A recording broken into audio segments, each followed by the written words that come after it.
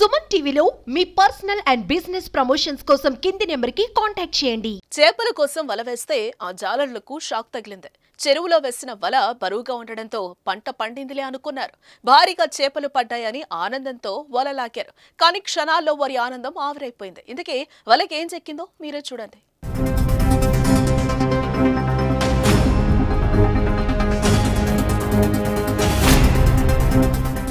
మహబూబాబాద్ జిల్లా నర్సంపేటలోని మాదన్నపేటలో జాలర్లకు ఊహించని అనుభవం ఎదురైంది.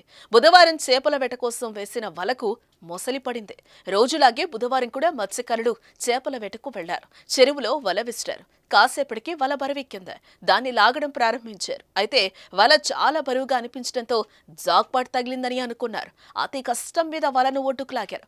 తీరా వలలో సుమారు 30 కిలోల ఉన్న మొసలి వలలో కనిపించడంతో వారంతా ఒక్కసారిగా కంగుతిన్నారు. జాలరుల వలకు మొసలి పడిందనే సమాచారంతో భారీగా స్థానికులు అక్కడికొచ్చారు. మొసలిని చూసి దాంతో ఫోటోలు దిగారు. అనంతరం అటవీశాఖ అధికారులకు అప్పగించగా వారు ఖానాపురం మండలంలోని పాకాల సరస్సులో వదిలిపెట్టారు.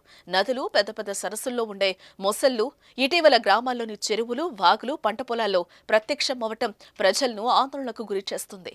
ఎక్కడి నుంచి వస్తున్నాయో తెలియక ఆశ్చర్యపోతున్నారు ప్రజలు. నిన్న సాయంత్రం సుమారు 6 గంటల సమయానికి ఒక మాదనపేట చెరువులో ఒక ముసలి దొరికిందని ఊరు వాళ్ళు సమాచారం ఇచ్చారు. వెంటనే మా బీట్ ఆఫీసర్ వెంకన్న అక్కడికి వెళ్ళారు. అక్కడికి వెళ్ళేసరికి ఒక ముసలి ఉన్నది.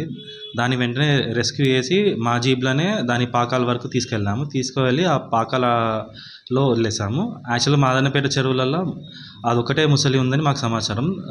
అక్కడ అది యాక్చువల్గా అయితే చేపల చెరువు.